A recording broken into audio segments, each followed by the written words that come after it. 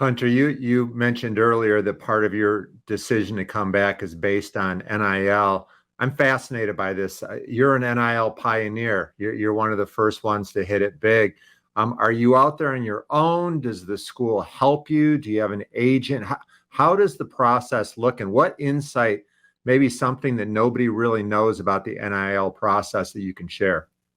The NIL process is pretty difficult. I'm not gonna lie. Like, especially during the season, like it can be overwhelming because you got like contracts that you're trying to sign. Like, you got to be aware of like um, obligations that the companies are holding you up to because it's like you got to post something or something like that. Like I remember I had to post something like the night before a game.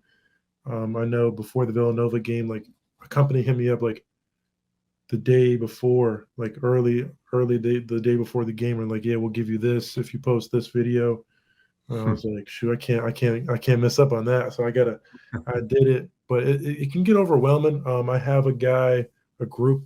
Last year I had a guy help me with it, but I also had like people bringing me deals and stuff like that. But this year I'll sign a group of people, a marketing group, and they'll help me out with like facilitating deals, bringing me deals, helping me like negotiate and like look at the contracts and stuff like that, make sure they're all in my favor. And then I think the thing that people don't know would probably be like Michigan really doesn't help us at all. They don't like they're not like Jawan and them aren't allowed to kind of like bring us stuff like that, which I think doesn't make any sense. Like in this day and age, like there's no way a guy commits in his NIL deal is like disclosed on Twitter like an hour after. Like they didn't work Right. that fast. They did not work that fast. Like it was definitely put into place before he got there, and he wasn't going around asking, that place in Miami, like, hey, like if I commit here, do you want to do something? It was definitely put in place for him to commit, and the deal was going to be the deal.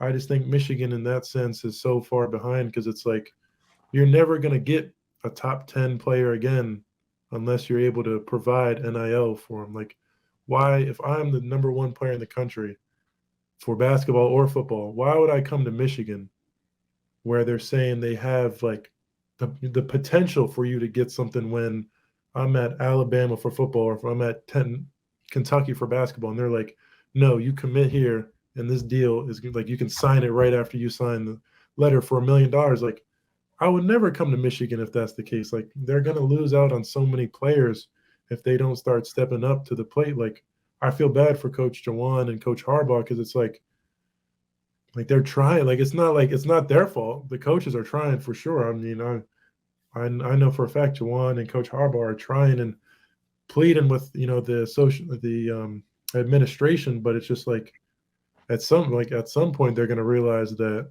you either gotta be all in or you're not going to get anybody. And so that's my take on it. I feel like, you know, I want Michigan to be great. I want them to be able to get, everybody they can. I want us to be the number one school for every sport and be able to get everybody. I feel like we have the potential. I feel like NIL is the perfect thing for us because it's like we have the best alumni in the world. And so it's like, why not be able to use that?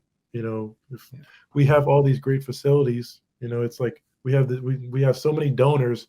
Instead of a donor donating 20 million to you don't know what, why don't he donate 18 million and then 2 million to the basketball team? And you're able to pay and get a top 5 team in the country. And you still have that great facility, but you also have a top 5 team in the country that you can also win and put people in the seats and be able to show off that success. I just think, that's something that I wish Michigan would do better. And I feel like eventually they're going to, have to move in that space. My last couple for you, Hunter. I want to go back to you talking about Nigel Pack transfer from Kansas State to Miami, 400 stacks a year and a car, and the company announces it on Twitter. It made me wonder how much of a consideration for portal guys. I mean, is it really one of those things where not only are they looking at the school, they're looking at playing with a Hunter Dickinson, they're also weighing on the table NIL opportunities versus the prospect of them? Is that a real thing from portal guys that are in the portal that maybe or talk to?